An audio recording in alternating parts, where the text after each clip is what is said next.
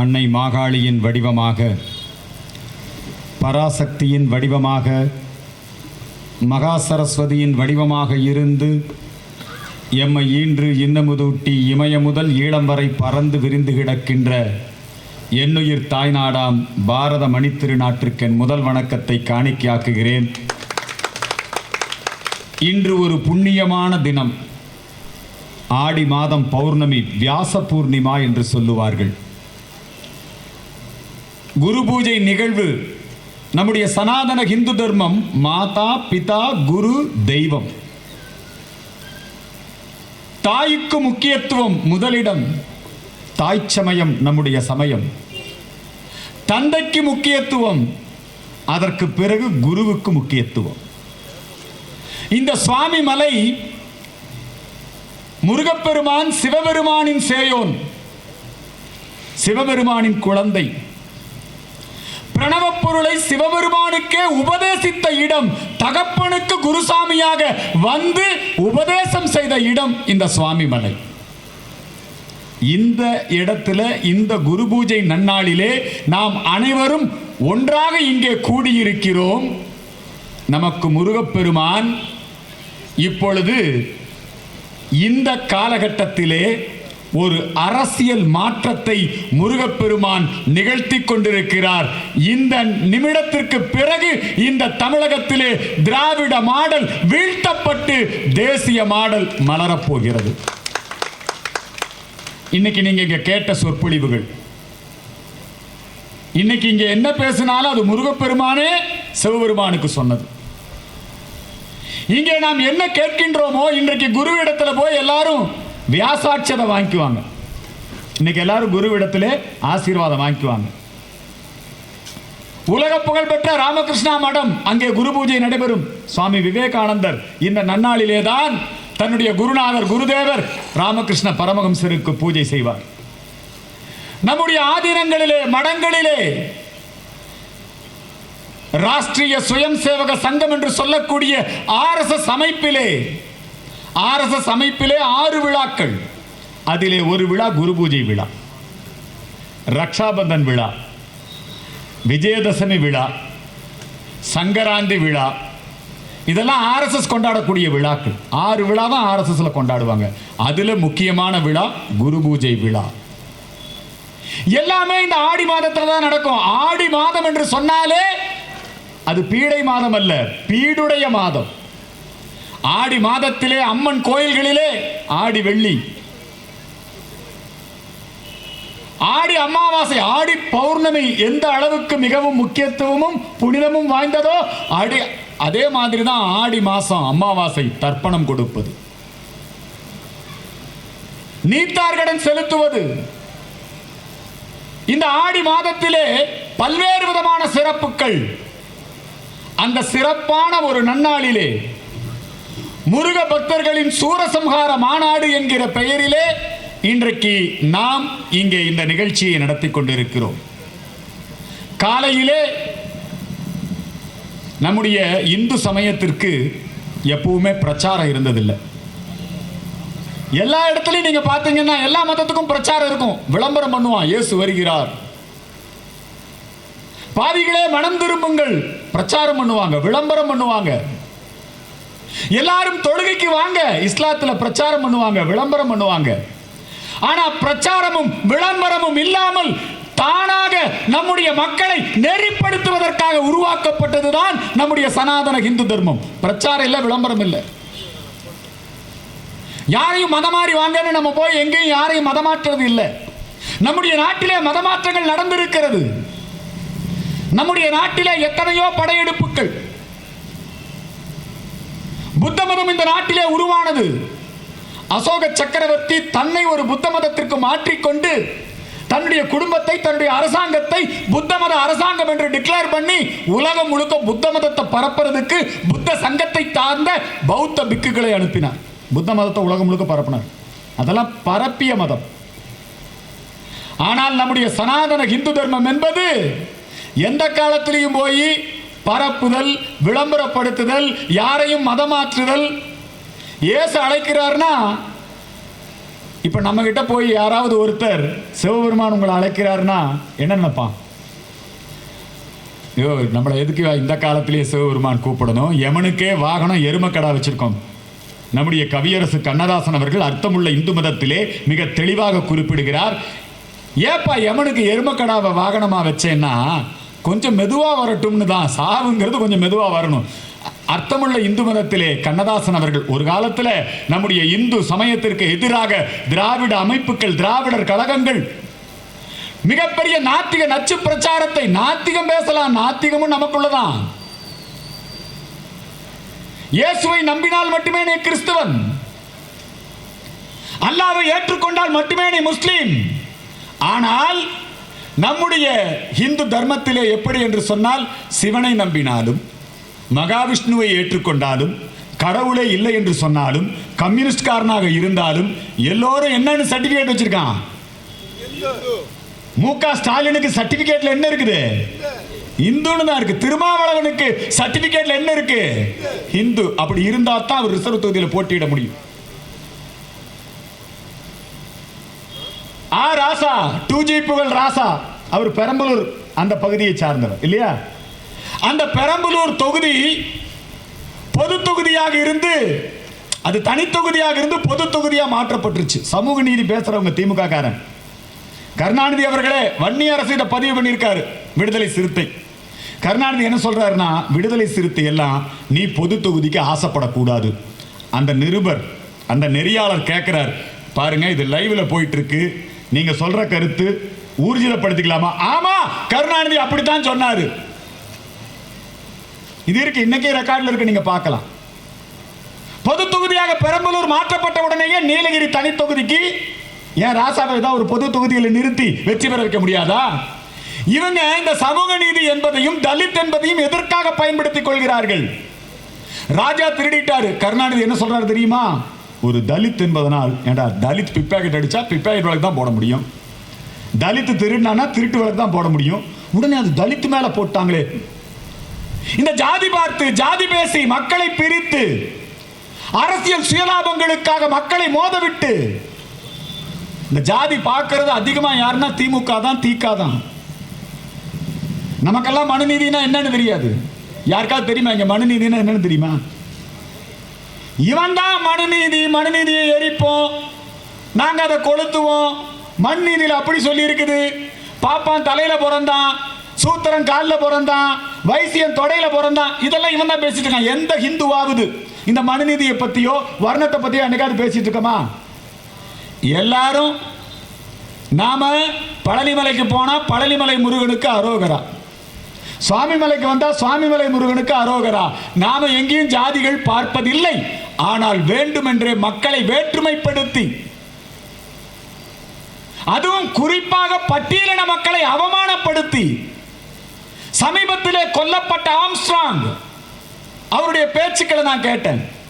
அவர் சொல்றார், நாங்கள் திராவிட மாடல் அல்ல, எங்க அப்பன் திமுக வேண்டாம், எங்க அப்பன் கருணாநிதி வேண்டாம்னு சொல்லித்தான் நாங்க அம்பேத்கரை ஏத்துக்கிட்டு நாங்க பிஎஸ்பியில இணைந்து அம்பேத்கர் மாடலை உருவாக்கணும்னு போராடிக்கிட்டு இருக்கிறோம். மறுபடியும் நீயும் போய், அதாவது திருமாவளவனை சொல்றார் ஆம்ஸ்ட்ராங், நீயும் போய் நீ உதயநிதியை முதலமைச்சராக்குவேன்னு சொன்னீங்கன்னா அதுக்கு நான் வரமாட்டேன். ஒரு நல்ல அம்பேத்கரிஸ்டாக ஆம்ஸ்ட்ராங் இருந்திருக்கிறார். ஆகவேதான் ஆம்ஸ்ட்ராங் நிறைய பேருக்கு உதவி இருக்கார்.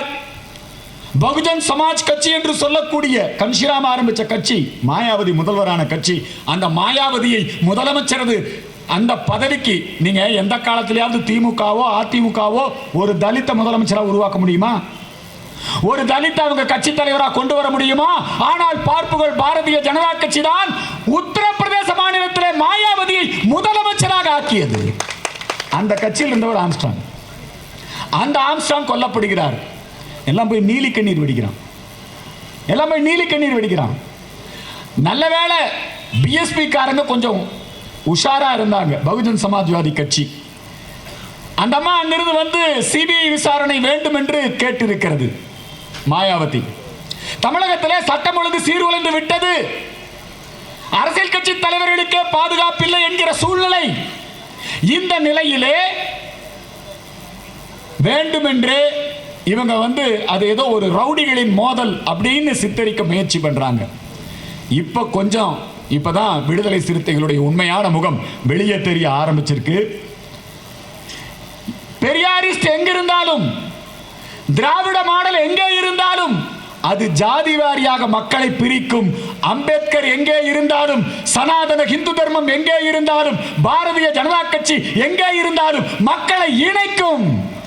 அதுதான் இன்னைக்கு நாம இதை நம்ம தெரிஞ்சுக்கணும்.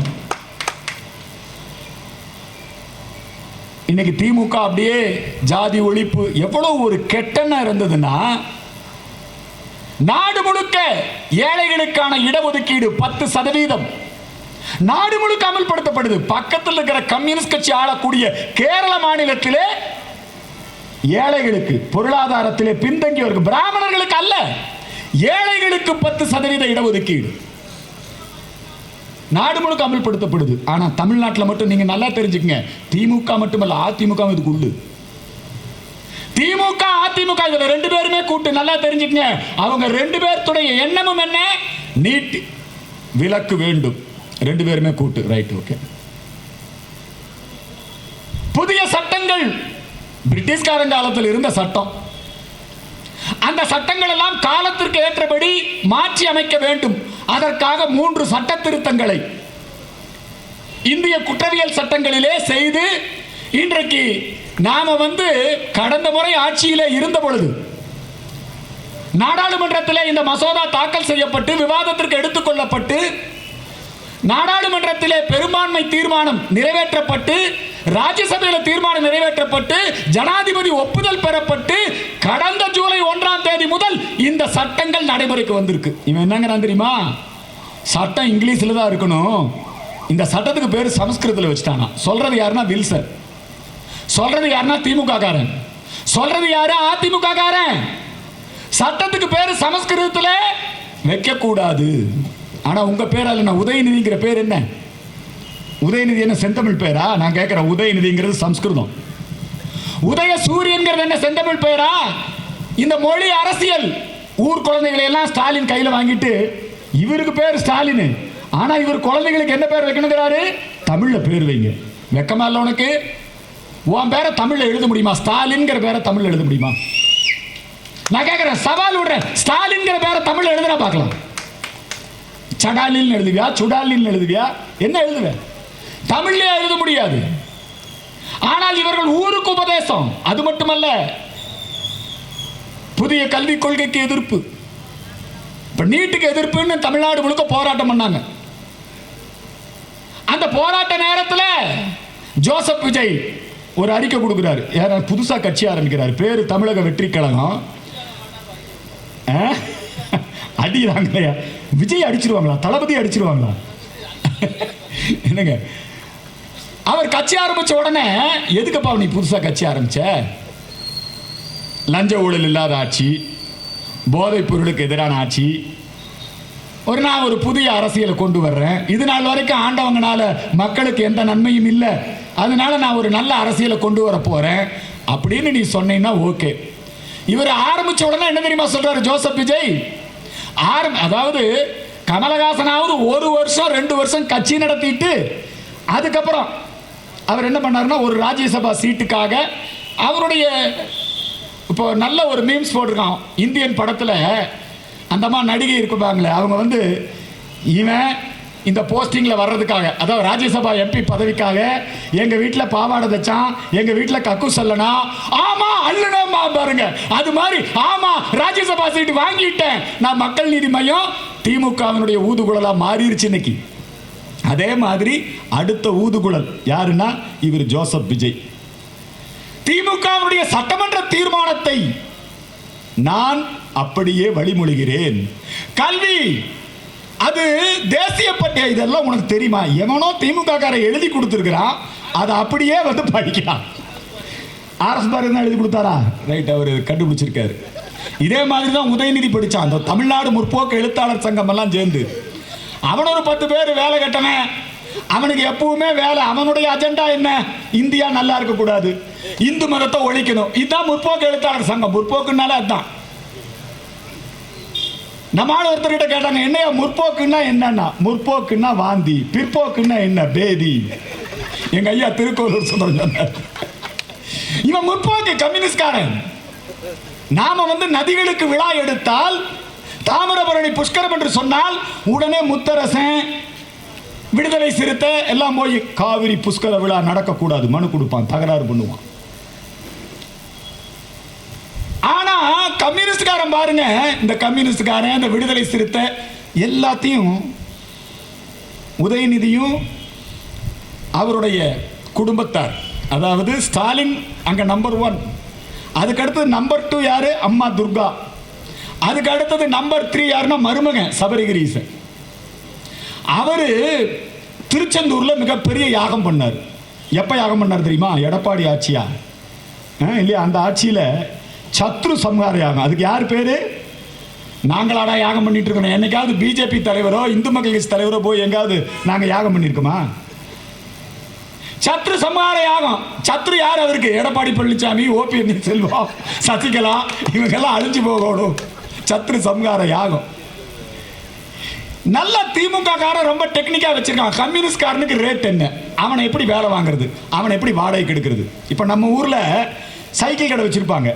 நாம போய் 1 மணி நேரத்துக்கு சைக்கிள் கடை, சைக்கிள் வாடகைக்கு எடுத்து ஓட்டுவோம் இல்லையா? அது மாதிரி கம்யூனிஸ்ட் காரனை திமுக காரன், எப்பேற்பட்ட கட்சி கம்யூனிஸ்ட்காரன், கம்யூனிஸ்ட்காரன் இன்னைக்கு உதயநிதி வாழ்கிறான். புரியுதுங்களா? கம்யூனிஸ்ட்காரன் இன்னைக்கு செங்கோலை எதிர்த்து பேசுறான். யாரை எந்த நாயை எப்ப ஏவி விடணும் அது ரொம்ப நல்ல திமுக முதலாளிகளுக்கு தெரிஞ்சிருக்குது. கம்யூனிஸ்ட்காரனுக்கு என்ன? 4 சீட்டு, இந்த கம்யூனிஸ்டுக்கு 2, அந்த கம்யூனிஸ்டுக்கு 2, பணம் 25 கோடி ரூபாய். திமுக நீங்க இதே வேற எங்காவது வேற ஏதாவது ஆட்சியில, எடப்பாடி ஆட்சியில இது மாதிரி மின் கட்டணத்தை உயர்த்தி இருந்தா, இது மாதிரி கள்ளச்சாராய சாவு நடந்திருந்தா, இது மாதிரி சொத்து வரியை ஏத்தி இருந்தா எத்தனை பேர் பாடி இருப்பான்? இந்த கோவன் ஒருத்தன் எப்படி பாடுனா, மே 17, 18 இந்த தேதி வாரியா கட்சி வச்சிருக்கிறவன், இந்த காவிரி பிரச்சனைக்காக பேசுறவன். இப்ப எல்லாம் பாருங்க, காவிரி பிரச்சனை அவன் தெளிவா சொல்றான். யாருங்க? சித்தராமையா, டி.கே. சிவகுமார், இவங்கெல்லாம் என்ன சொல்றாங்க? அவங்கெல்லாம் என்ன சொல்றாங்க? தமிழ்நாட்டுக்கு ஒரு சொட்டு தண்ணி கூட கொடுக்க மாட்டேங்கிறான். சித்தராமையா வெற்றி பெற வேண்டும் என்கின்ற பிரச்சாரத்துக்கு அண்ணன் கமலஹாசன், நம்ம ஸ்டாலின், விடுதலை சிறுத்தை எல்லாரும் போய் காவிரி பிரச்சனையில இவ்வளவு பெரிய துரோகத்தை கர்நாடக ஆட்சி, இந்தி கூட்டணி, என்ன கூட்டணி? இந்தி கூட்டணி. எவ்வளவு பெரிய கெட்டணம் முடிச்சுவேன் இவன், எப்பேற்பட்ட ரெட்டை வேடம் போட்டுக்கிட்டு இருக்கான். இப்போ நம்ம ஆளுகளை வச்சு திமுக ஏ டீம் அப்படி ஒன்று இருக்கும். ஏ டீம்னா நேரடியாக கூட்டணியில் இருப்பான். ஏ டீம் யாரு? எங்க அண்ணன் செல்வ பெருந்தகை, பெரிய காந்திக்கு அடுத்தது அவர் தானுங்க. காந்தி, காமராஜர், சத்தியமூர்த்தி பவன்ல போய் அந்த ஆள் தலைவராக உட்கார்ந்துருக்கான் பாருங்க. இந்த ஆளு செல்வ பெருந்தகை, பூவை மூர்த்தி, அவங்க கட்சி பேரு புரட்சி பாரதம், அங்க இருந்தாரு. பூவை மூர்த்தி இப்படித்தான் மர்மமான முறையில் இறந்து போயிட்டாரு. அந்த பூவை மூர்த்தி கிட்ட இருந்து சிறுத்தைக்கு போனாரு. சிறுத்தையில் இருக்கும் போது சத்தியமூர்த்தி பவனை அடித்து உடைக்க வேண்டும் போராட்டம் நடத்தினவன் செல்வ பெருந்தகை. எத்தனை கொலை வழக்கு, ரவுடி லிஸ்ட், ஜெயலலிதா அம்மா உன்னை குண்டாஸ்ல உள்ள வச்சிருக்கு. நீ ஒரு ரவுடி பைய, உன்னை ரவுடி பையன்னு சொல்லாம என்னன்னு சொல்றது? நீ சொல்ற பிஜேபி, ஆருத்ரா நிதி நிறுவனம், அண்ணாமலை, இவங்களை எல்லாம் விசாரிக்கணும், இவங்கெல்லாம் ஊழல், பிஜேபியில கிரிமினல்கள், ரவுடி லிஸ்ட்ல இருக்கிறவங்க இருக்காங்கன்னு. நீயே ரவுடி லிஸ்ட்.